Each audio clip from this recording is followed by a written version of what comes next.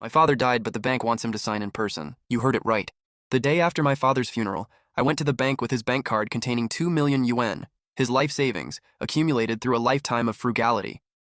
I neatly pushed the death certificate, household registration book, my ID card, and all the documents proving my father was my father, and I was his only son onto the counter. But the female clerk behind the counter didn't even raise an eyebrow, simply saying 4 words. Incomplete documents. What's incomplete? The notary office's will, death certificate, cremation certificate, proof of relationship, everything is here. Our bank has regulations for large withdrawals, especially inheritance-related transactions, requiring the depositor's personal presence for confirmation. I thought I had misheard. An absurd and overwhelming rage surged from my feet to the top of my head. Personal presence? Didn't you see the proof? My father is gone! How can someone who's passed away be here? What are you yelling about? The rules are the rules. The person must be here. If you think the rules are unreasonable, go find our leader. Don't just yell at me. I stared intently at her and saw the name on his name tag, Fang Min. An old man in line next to me couldn't stand it anymore and couldn't help but speak up. Young lady, his situation is special. Can't you make an exception?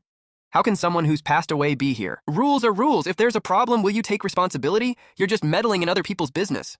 I stared at her indifferent face, then my chest got heavy. I leaned over and gathered all the documents one by one at the window, speaking calmly in a voice only the two of us could hear. Okay, the rules are the rules, right? The person has to be here, right? I'll bring my father here in person. After saying that, I turned and left. Fang Min's right? The contemptuous face and provocative words swirled in my mind like a curse. It wasn't a rule, it was harassment and humiliation, a secondary injury to someone who had lost a loved one. Leaving the bank, I drove to the Tianli law firm on the outskirts of the city. Uncle Wang, the head of the firm, was my father's comrade in arms for decades, and an elder who had watched me grow up. Xiao Yu, why are you here? You look terrible. What happened? Uncle Wang's tone was full of concern. Without any formalities, I told him the whole story.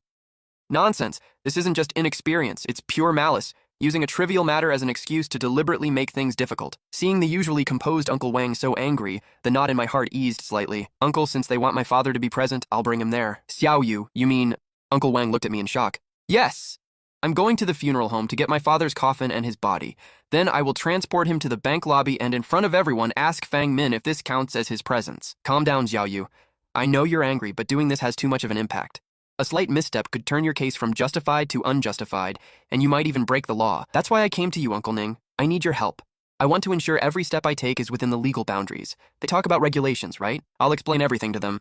Next, I'll lay out my plan from beginning to end, consulting with the civil affairs and funeral management departments to obtain legal procedures for the temporary relocation of the body. My plans are: first, the bank requires us to cooperate by recording the entire process to preserve evidence. Second, I'll contact a qualified funeral service company to use professional vehicles and personnel to ensure the entire process is solemn and respectful, and not to cause any disrespect to my father's body.